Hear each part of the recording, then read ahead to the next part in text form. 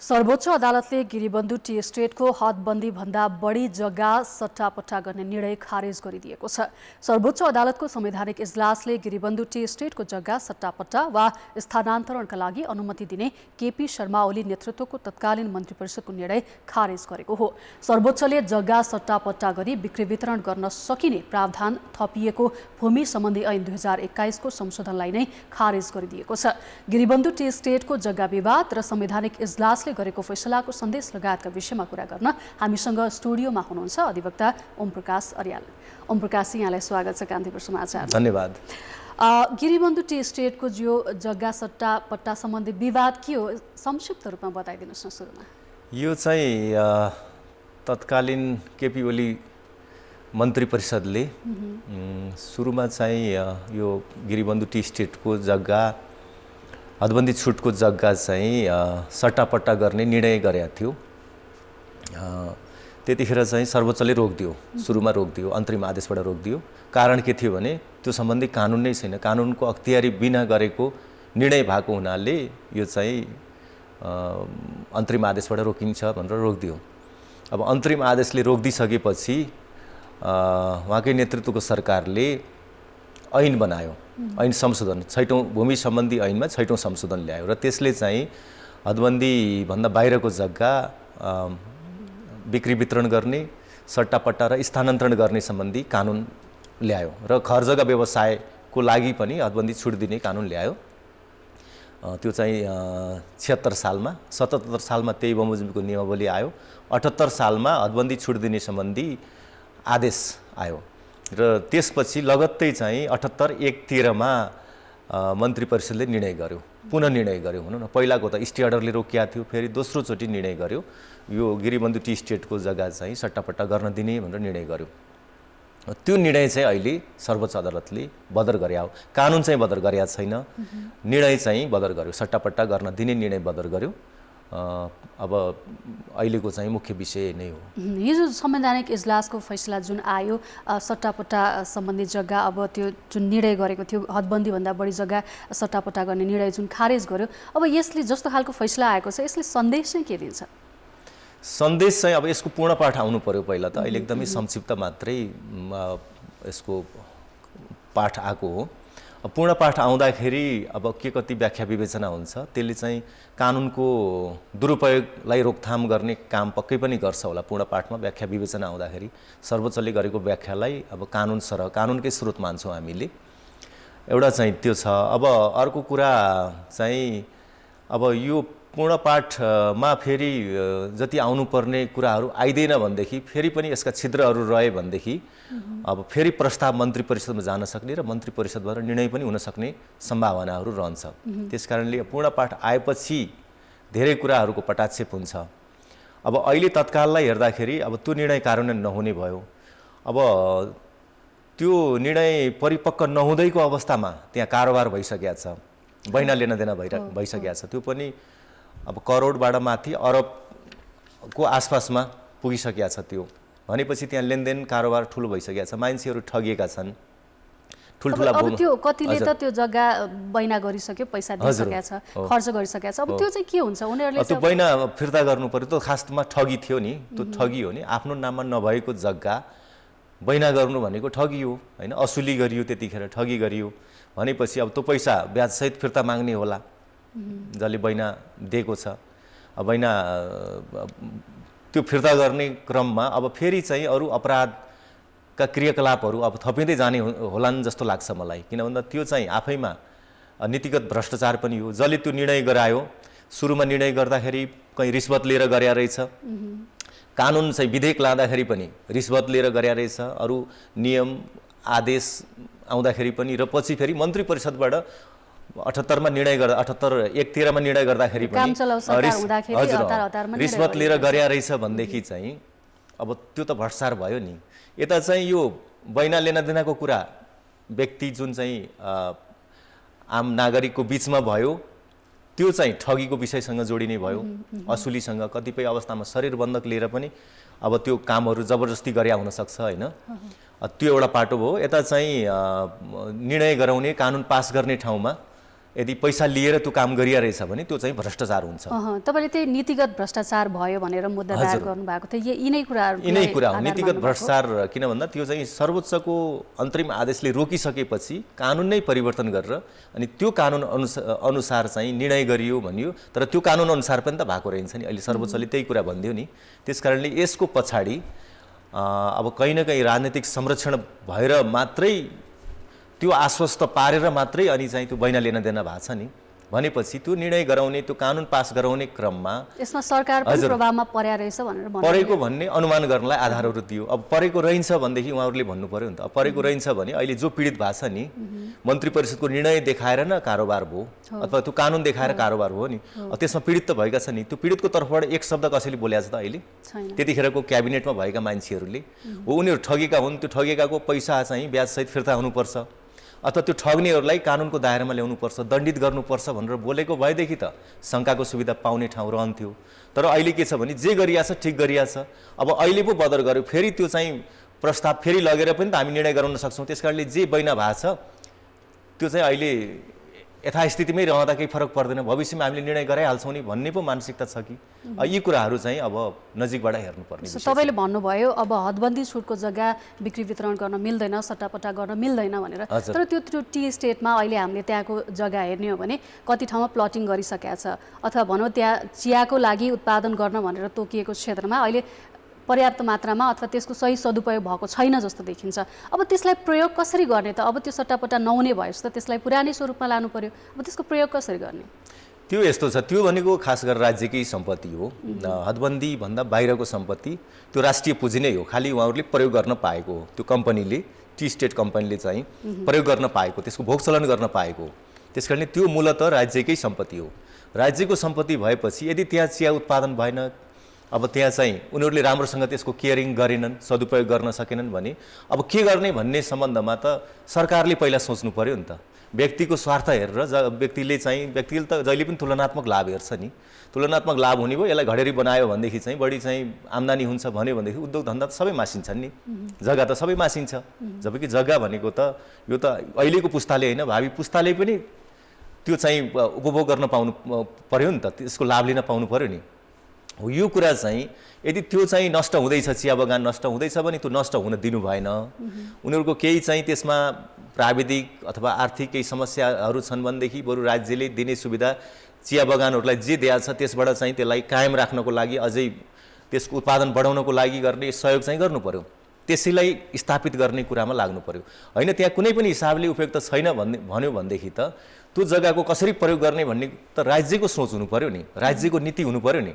तर यहाँ व्यक्तिको आर्थिक चाहिँ लाभको लागि राज्य सहायक बनिने कुरा भएन नि त। त्यसलाई चाहिँ प्लटिङ गर्ने, घर जग्गा व्यवसाय गर्नलाई छुट दिने गरी कानुन ल्याइयो नि अहिले, हदबन्दी छुट दिएर भनेपछि त त्यही कुरा भयो। त्यसलाई त्यो राज्यको जग्गालाई व्यक्ति कम्पनीले चाहिँ भोगचलन गर्न पाउने त्यही काममा रहेसम्म भनेकोमा त्यसलाई अब निजीकरण गरिने भयो नि त। त्यसलाई सट्टापट्टाको नाममा त्यसलाई निजीकरण गर्ने, त्यसलाई प्राइभेटाइज गर्ने र त्यसबाट चाहिँ घर घडेरी बनाएर जग्गा व्यवसाय, घर जग्गा व्यवसाय गर्ने भयो भनेपछि त्यसमा त निजी स्वामित्व स्थापित हुने भयो नि त।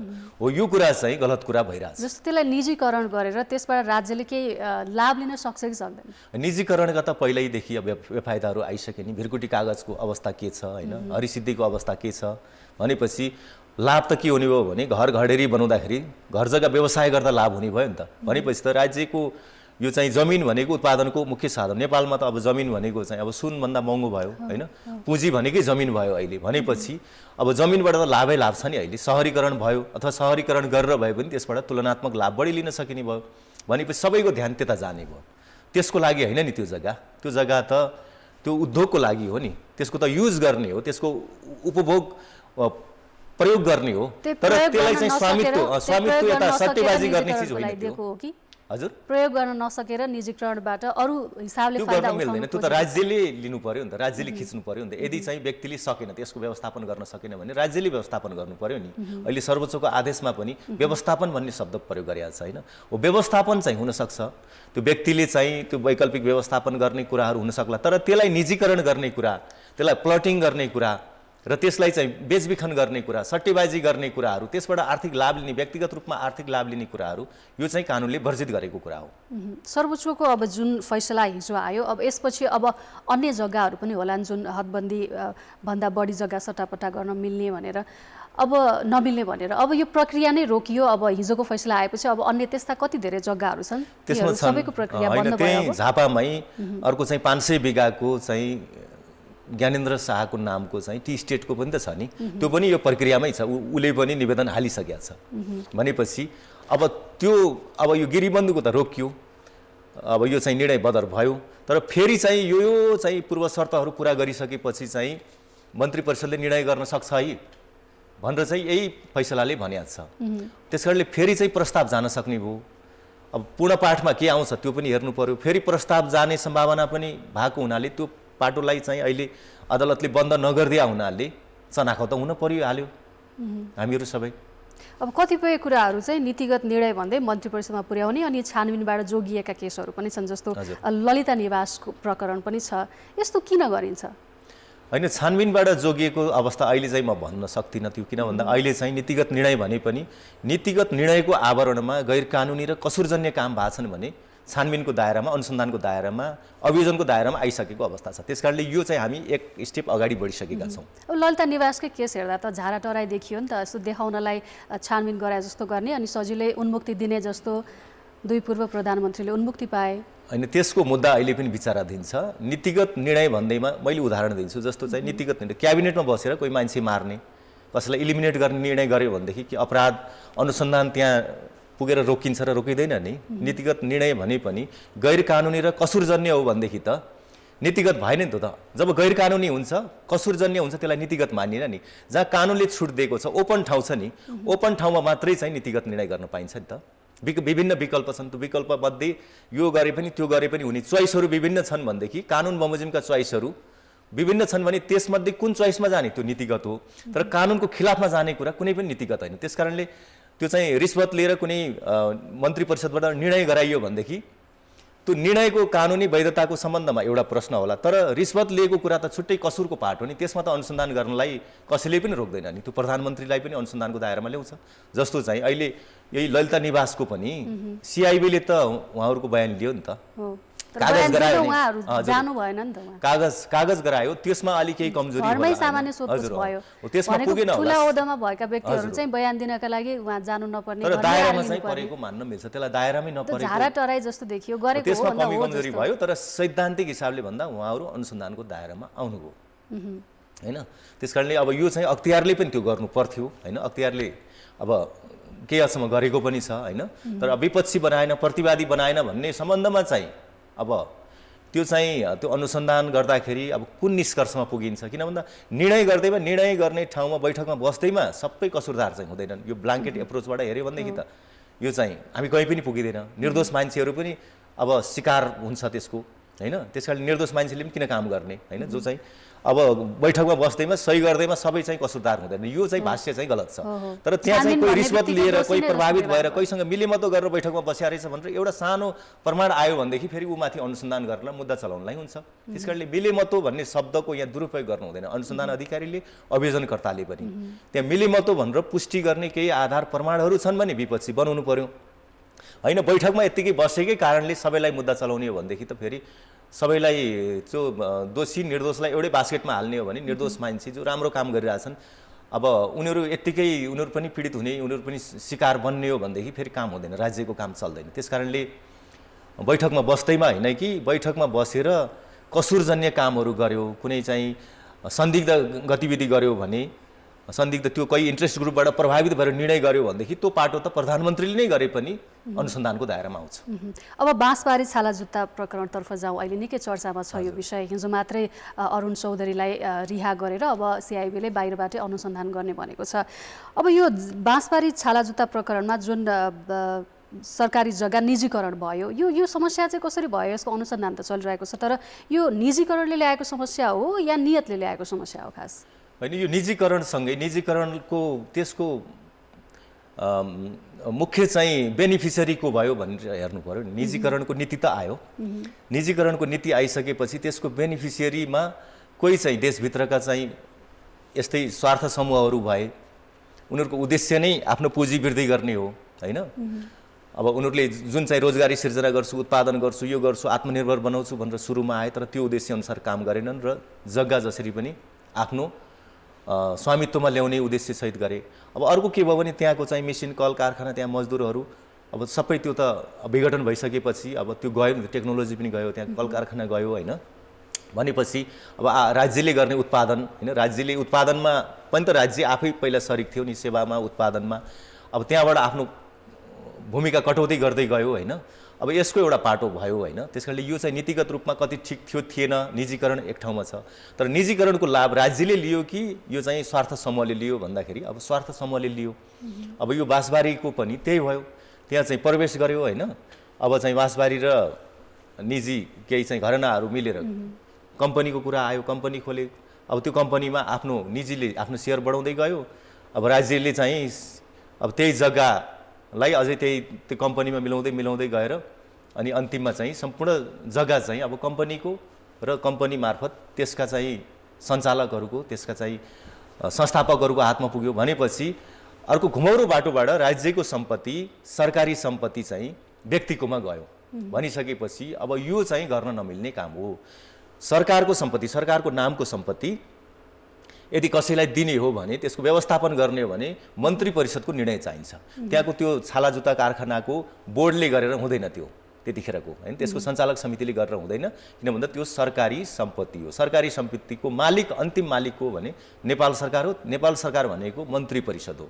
मन्त्री परिषदले निर्णय नगरिकन दिएको चाहिँ अवैध भयो, त्यो चाहिँ गैर कानुनी भयो र त्यो चाहिँ दूषित एउटा दर्ताको प्रक्रियामा गयो हैन। दूषित रूपमा चाहिँ त्यो दर्ता अर्को व्यक्तिको नाममा दर्ता भयो। अब दूषित दर्ता एउटा चाहिँ देवानी प्रकृतिको मुद्दा भयो। अब त्यसमा चाहिँ जुन जसरी संलग्न भयो, त्यो संलग्न हुँदाखेरि प्रभावित भएर चाहिँ बदनियत राखेर हैन निर्णय गरियो, सरकारलाई छलेर, क्याबिनेटलाई छलेर गरियो भनेदेखि त्यो चाहिँ फेरि यो चाहिँ तपाईले भन्नुभयो यो गर्न नहुने काम थियो, गर्न नहुने काम थियो भनेपछि उनी दोषी मानिन्छ, उनले गरेको कामलाई गलत मानिन्छ तपाईको उनको चाहिँ अब यो चाहिँ मुद्दा चलाउने, अभियोजन गर्ने आधारहरू चाहिँ छन्। तर जिल्ला अदालतले चाहिँ उनलाई रिहा गरेर अनुसन्धान गर्न सिआइबीलाई निर्देशन सहितको फैसला आयो। अब उनी रिहा भइसक्यो, प्रहरीले, सिआइबीले बाहिरबाट अनुसन्धान गर्छ, तर उनलाई दोषी देखाउने विभिन्न आधारहरू लगेर सिआइबीले उनलाई अनुसन्धान गरिराख्दाखेरि उनी रिहा भइसकेपछि अब उनी किन रिहा भए अथवा उनलाई किन त्यो कानुन अथवा त्यो अनुसन्धान गर्नका लागि पर्याप्त उनले किन काम गरेनन् भन्ने एउटा क्वेसन आउँछ। अथवा उनी हिजो संसदमा पनि कुरा उठेको थियो, राजनीतिक वा आर्थिक प्रभावले गर्दाखेरि उनलाई रिहा गरियो, उनलाई उन्मुक्ति दियो भन्ने जस्तो आलोचना भएको छ। यस्तो चाहिँ किन हुन्छ? यो अहोदा हेरेर यो अनुसन्धानको लागि चाहिँ भित्रै राख्नुपर्छ भन्ने त छैन हैन। त्यो चाहिँ सामान्य नियम त्यो होइन नै। किन भन्दा अनुसन्धानको दायरामा तपाईँ हामी पनि पर्न सक्छौँ, जो पनि पर्न सक्छ नि। एउटा चाहिँ जाहेरी हालेपछि कहीँ संलग्न नभएको मान्छेलाई पनि पुलिसले चाहिँ केही त सोधपुछ गर्नलाई बोलाउन सक्छ, म्याद थपिन सक्छ हैन। 25 दिनसम्म यति पनि राख्न सक्छ, मुद्दै नचलाउ, अन्तिममा मुद्दा नचलाउने निर्णय गरे पनि हैन। हो यो बिचमा यस्तो नहोस्, यसको दुरुपयोग नहोस् भनेर न्यायाधीशलाई त्यो अधिकार दिएको छ, स्वविवेकी अधिकार दिएको छ। म्याद थप 24 घण्टाभित्र अदालतमा पेश गर्नुपर्छ। त्योभन्दा बढी 25 दिनसम्म चाहिँ टोटल 25 दिनसम्म यस्तो खालको केसहरूमा हिरासतमा राखेर अनुसन्धान गर्न सकिन्छ। तर म्याद कति थपिदिने भन्ने कुरा न्यायाधीशको हातको कुरा हो। त्यो एप्रोप्रिएट केस हो कि होइन, त्यो मान्छेलाई बाहिर राख्दाखेरि उसले चाहिँ प्रमाण नष्ट गर्न सक्छ कि सक्दैन, उसले चाहिँ अरू कुरो किसिमको चाहिँ अब जायरवालालाई अरूलाई थप क्षति गर्न सक्छ कि सक्दैन, भाग्न सक्छ कि सक्दैन, त्यो कुरा सबै हेरेर उसलाई विश्वास लाग्यो कि यतिको मान्छे चाहिँ अब भाग्दैन, यसले प्रमाण नष्ट गर्दैन, कुनै थ्रेट केही गर्दैन, अनुचित चलखेल गर्दैन भन्ने लाग्यो भनेदेखि चाहिँ उसले बाहिर राखेर अनुसन्धान गर्नको लागि आदेश दिन सक्छ। यो कुरालाई सिद्धान्त त यो बेटिक हुँदैन, तर प्रभावित भएर गरे रहेछ भनेदेखि त फेरि जस्तो भनौँ न कानुनी काम नै मैले चाहिँ कहीँबाट प्रभावित भएर गरेँ, कानुन सम्मत छ तर मैले रिश्वत लिएर गरेँ, प्रभावित गरेँ भनेदेखि त त्यो पाटो भनेको त फेरि दण्डनीय पाटो हो नि। त्यसमा त यत्तिकै आलोचनाले पुग्दैन नि। न्यायाधीशले त्यसरी गरे भन्ने कुराको एभिडेन्स छ भनेदेखि त न्याय परिषदले हेर्ने नै भयो होइन। उनले बेन्चमा बसेर मिसिल हेरेर वकिलको तर्क सुनेर सम्बन्धित पक्षको पनि उसले चाहिँ जे आश्वस्त पारिरहेछ त्यो कुराहरू सुनेर गरेको निर्णय हो भनेदेखि यसलाई चाहिँ कानुन त अन्यथा भन्न नमिल्ने पनि अवस्था हुन्छ। किनभने यो मिसिलभित्रको विषय हो, हामीले बाहिरबाट यत्तिकै मिसिलमा के छ, त्यहाँभित्रको परिस्थिति के छ होइन, कसको चाहिँ अनुसन्धानको दायरामा भएका मान्छेहरूको पृष्ठभूमि के छ, अथवा त्यसमा कत्रो सञ्जालले काम गरिरहेछ। ठुलो सञ्जाल छ भने कहिलेकाहीँ चाहिँ अब एकजनालाई मात्रै त्यस्तो सुविधा दिएर अरू बाँकीलाई फेरि थुनामा राखेर हिरासतमा राखेर अनुसन्धान गर्न पनि नमिल्ने हुनसक्छ। त्यस कारणले यी केस बाई केस अलग अलग रूपमा हेर्नुपर्ने अवस्थाहरू छ। अहिले कस्तो छ भने सरकारी जग्गाहरू धेरै निजीकरण भइरहेछन्, कति केसहरू अहिले खुल्दै गइरहेका छन्। यस्तो केसहरू चाहिँ किन हुन्छ? यो राजनीतिक केही सहयोग नभइकन नेतृत्वको साथ बिना यो सम्भव हुन्छ र? राजनीतिक संरक्षण बिना त केही सम्भवै हुँदैन नि, किनभने यसमा चाहिँ अब स्टेट र नन स्टेट एक्टरहरू दुइटैको संलग्नता बिना यो चाहिँ काम सफल हुन सक्दैन हैन। त्यस कारणले यसमा अब राजनीतिक संरक्षण भएपछि दुईतिर समाज पनि कन्ट्रोल गर्छ, त्यसले इन्डिभिजुअललाई पनि कन्ट्रोल गर्छ, राज्यलाई पनि कन्ट्रोल गर्छ, पुलिस प्रशासन लगायत सबैतिर कन्ट्रोल गर्छ र एउटा आश्वस्त हुने चाहिँ वातावरण, उसले आश्वासन दिन सक्ने अवस्था हुन्छ, उसको क्यापेसिटी हुन्छ। राजनीतिक संरक्षण हैन, यो पोलिटिकल प्याट्रोनेज गर्ने कुरा, पोलिटिकल प्रोटेक्सन गर्ने तहमा ऊ भइसकेपछि सङ्गठन नेता हैन उनीहरूको चाहिँ भूमिगत समूहसँग पनि गैर राज्य यो चाहिँ समूहसँग पनि र यता राज्यको चाहिँ ब्युरोक्रेसीदेखि लिएर अब राजनीतिक नेतृत्व तह सबैतिर पहुँच भइसकेपछि उसले संरक्षण दिएपछि यी कामहरू हुन्छन्। र अब जग्गाको सम्बन्धमा के हो भने जग्गा त सबभन्दा भ्यालुएबल एउटा प्रोपर्टी हो नि नेपालको परिप्रेक्ष्यमा। त्यस कारणले अब उनीहरूको वर्गीय आधार नै त्यही हो। अहिले जो राजनीतिक कर्मी छन् उनीहरूको मूलत उनीहरूको वर्गीय आधार केमा भयो भने उनीहरूको चाहिँ कहीँ न कहीँ पुँजी अब यो खालको चाहिँ संयन्त्र सञ्जालसँग उनीहरू टेकेका छन्, त्यहाँ टेकेर उनीहरू बलिया भएका हुन्। त्यस कारण उनीहरूले आफ्नो वर्गीय आधार बलियो बनाउनको लागि चाहिँ यो जग्गा, यो चाहिँ भूमाफिया, यो चाहिँ यो खालको गिरोह होइन, यो खालको बिचौलियाहरूको समूहसँग उनीहरूको सहकार्य छ। त्यस कारणले गर्दाखेरि अहिले चाहिँ राजनीतिक यो नेताहरूले चाहिँ उनीहरूलाई संरक्षण दिएको मूल कारण भनेको उनीहरूको आफ्नो स्वार्थ छ।